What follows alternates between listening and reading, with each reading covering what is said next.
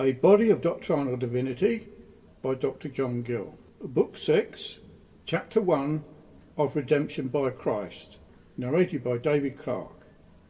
Having in the preceding book gone through the twofold state of Christ, his humiliation and exaltation, and considered the several offices of prophet, priest and king, sustained and exercised by him therein, I shall now proceed to consider the blessings of grace which come by him, through the exercise of them, and especially his priestly office, for he is come and high priest of good things to come, Hebrews chapter 9, verse 11, which were future, under the former dispensation, were promised of and prefigured in it, but not accomplished. For the law had only a shadow of these good things to come, Hebrews 10:1. But now they are come, and are actually obtained through Christ's coming in the flesh, and through what he has done and suffered in it, as redemption, satisfaction, reconciliation for sin, remission of sin, justification, adoption, and as redemption stands in the first place, and is a principal and most important blessing, the doctrine of grace. I shall begin with that, and first I shall settle the meaning of the word, and show what it supposes, includes, and is designated by it. Our English word redemption is from the Latin tongue, and signifies buying again, and several words in the Greek language of the New Testament are used in the affair of our redemption, which signify the obtaining of something by paying a proper price for it. Sometimes the simple verb to buy is used, so the redeemed are said to be bought unto God by the blood of Christ, and to be bought from that earth, and to be brought from among men, and to be bought with a price, that is, with the price of Christ's blood. Hence the Church of God is said to be purchased with it. Sometimes the compound word is used which signifies to buy again, or out of the hands of another, as the redeemed are brought out of the hands of justice, as in Galatians 3:13. In other places it is used, or others derive it from, which signifies to the deliverance of a slave or captive from the thraldom by paying a ransom price for him. So the saints are said to be redeemed, not with silver and gold, the usual price paid for a ransom, but with a far greater one, the blood and life of Christ, which he came into this world to give as a ransom price for many, and even himself, which is an answerable, adequate and full price for them. There are various typical redemptions, and there are a civil nature, may serve to illustrate our spiritual and eternal redemption by Christ, as 1. The deliverance of the people of Israel out of the captivity in Egypt and Babylon. The later I will not much insist on, since, though the Jews were exiles in Babylon, they did not appear to be in much slavery and thraldom, but built houses, planted gardens, and had many privileges, inasmuch that some of them, when they might have had their liberty, chose rather to continue where they were. And though their deliverance is sometimes called a redemption, yet sparingly and in an improper sense, Jeremiah 15:21. For they were redeemed without money, and Cyrus, their deliverer, neither gave nor took a price for them, and is never called a redeemer. But the deliverance of the people of Israel out of Egypt was a very special and remarkable type of redemption by Christ, out of the worse state of bondage than was in Egypt.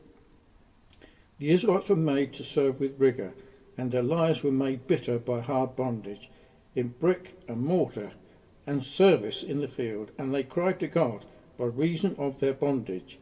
It was so intolerable, and it was so aggravated by the taskmasters set over them, who, by the order of Pharaoh, obliged them to provide themselves with straw, and yet bring it in the full tale of bricks as before, which fitly expresses the state and condition that men are in, who, through sin, are weak and unable to fulfil the law, Yet it is as regardless of want of strength as the Egyptians' taskmasters were of want of straw.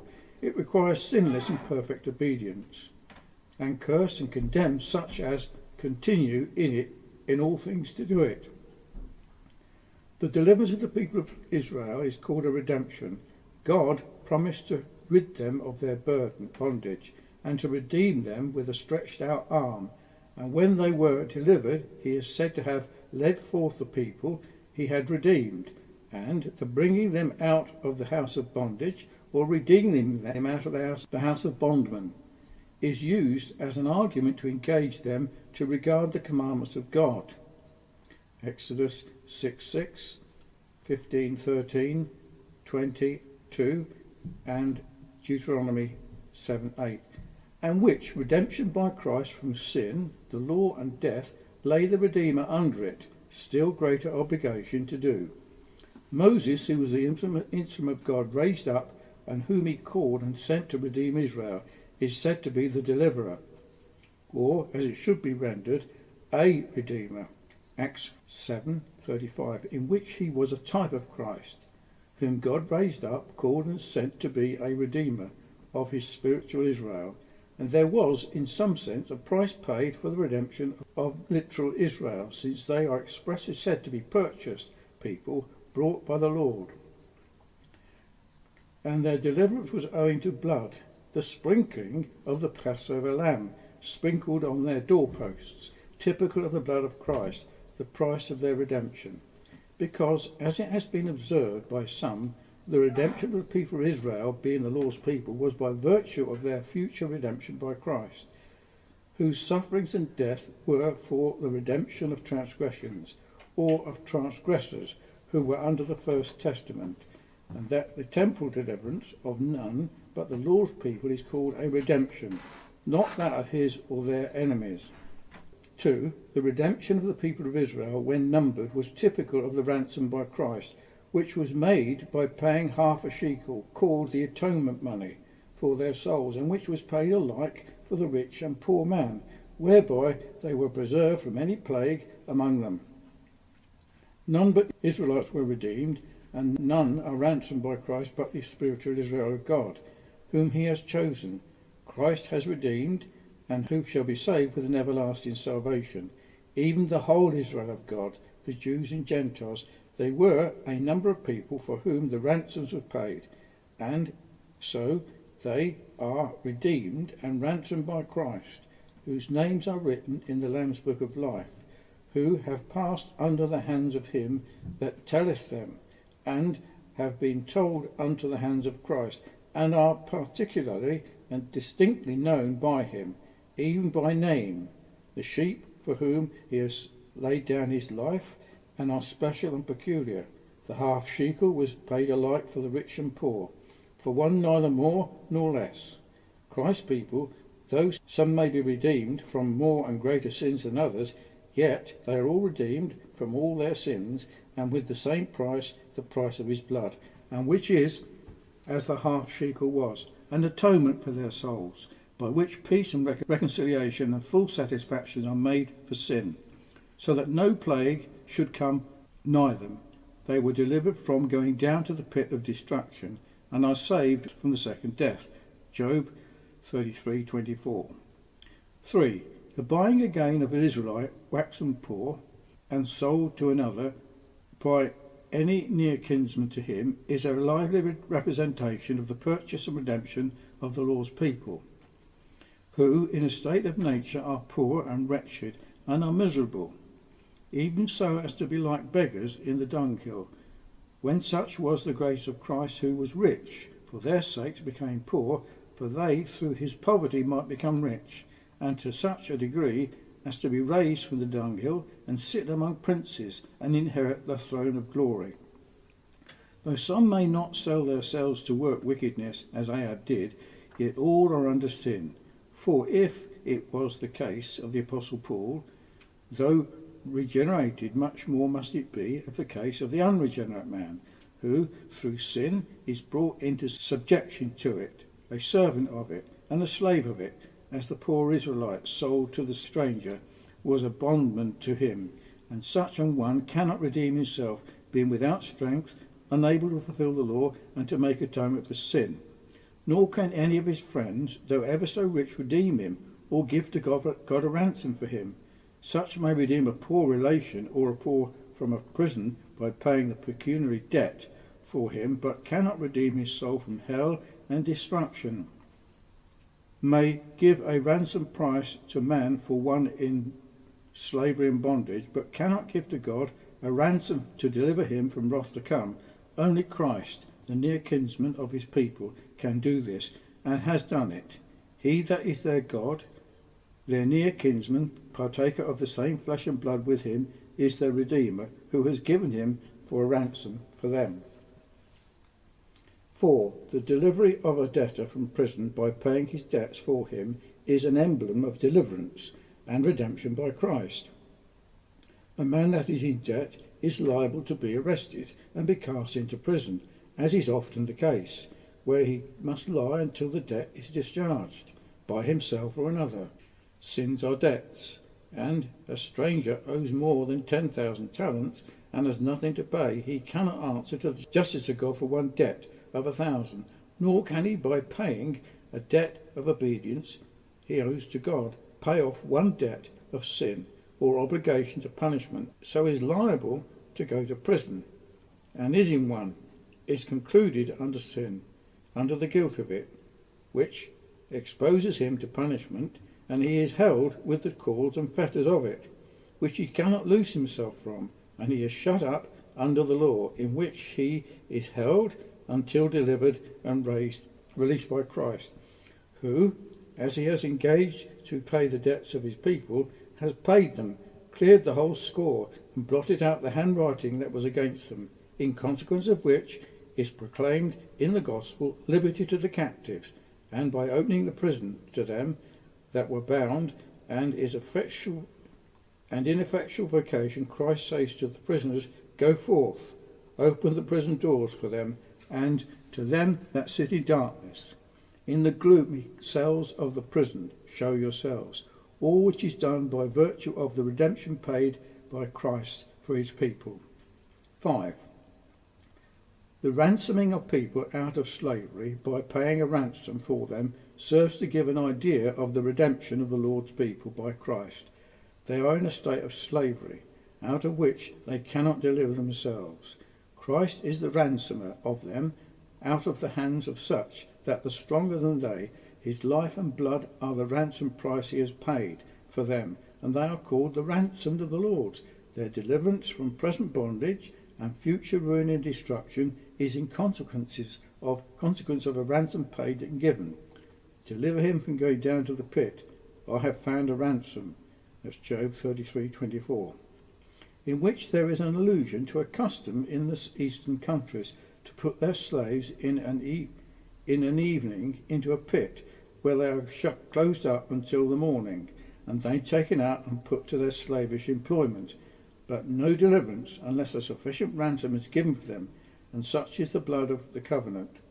Now all these views of redemption plainly point to us the following things with respect to the redemption of the Lord's people. 1.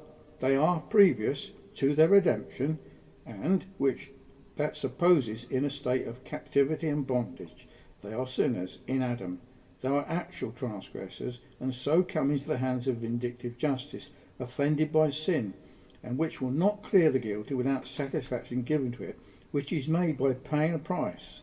Redemption by Christ is nothing more or less than buying his people out of the hands of justice, in which they are held for sin, and that is with the price of his blood, which is therefore paid into the hands of justice for them. Hence they are said to be redeemed, or brought unto God by his blood.